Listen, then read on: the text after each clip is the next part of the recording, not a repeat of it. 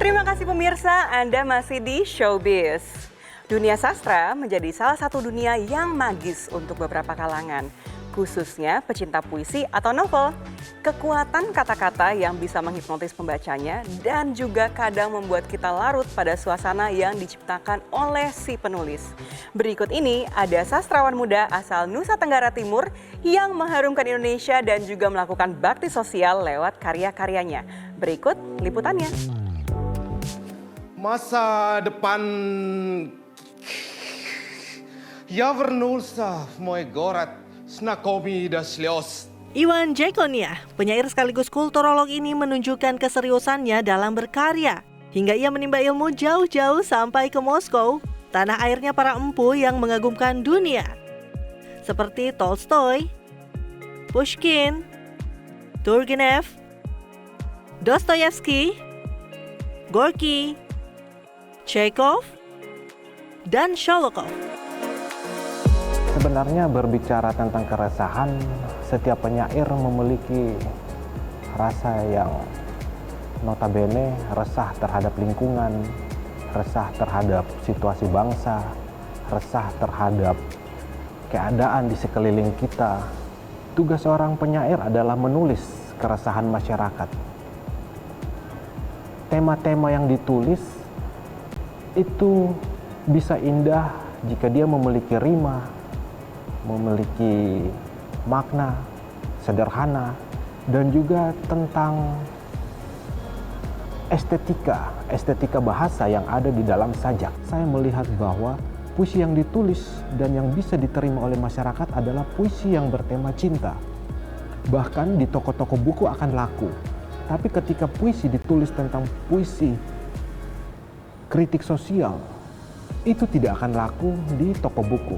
Namun, puisi-puisi yang lahir dari jalanan, biasanya puisi itu akan abadi. Penyair asal Nusa Tenggara Timur yang mengharumkan nama Indonesia lewat ajang puisi dunia. Matahari terbit pada relung. Salah satu yang telah ia buktikan yaitu sebagai penyair Indonesia pertama yang mampu meraih Diploma of Honor Award pada International Literary Festival Chekhov Autumn di Yalta, Crimea tahun 2019 lalu. Iwan bersaing dengan ratusan penyair dari berbagai negara Asia, Eropa, dan bahkan Amerika. Dari puisi-puisi yang saya tulis untuk sebuah festival namanya International Literary Chekhov Autumn. Itu adalah festival di mana setiap penyair dari 5 benua bertemu di Yalta, Crimea.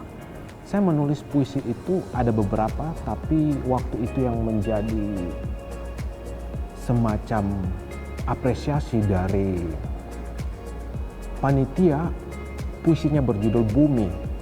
Sebenarnya puisi Bumi itu bukan tentang lingkungan, tapi tentang kerinduan seorang anak terhadap ibunya yang ada di desa. Nah, tema-tema kerinduan ini, kecintaan ini ternyata dimaknai oleh panitia di Festival Chekhov sebagai karya yang cukup kuat, sehingga dari situ saya mendapatkan penghargaan Chekhov. Angin kering menyulam serbuk putih. Tahun 2020 lalu, Iwan telah meluncurkan buku yang berisi kumpulan puisi karya-karyanya. Buku tersebut bertajuk Hoi, berisi puisi-puisi yang mengusung pesan kemanusiaan tentang diaspora Indonesia di negeri Rusia. Iwan tak sekedar menulis, namun dirinya juga memasuki sekaligus meresapi kehidupan selama merantau di Rusia. Sehingga tanpa disadari menumbuhkan rasa kebangsaannya.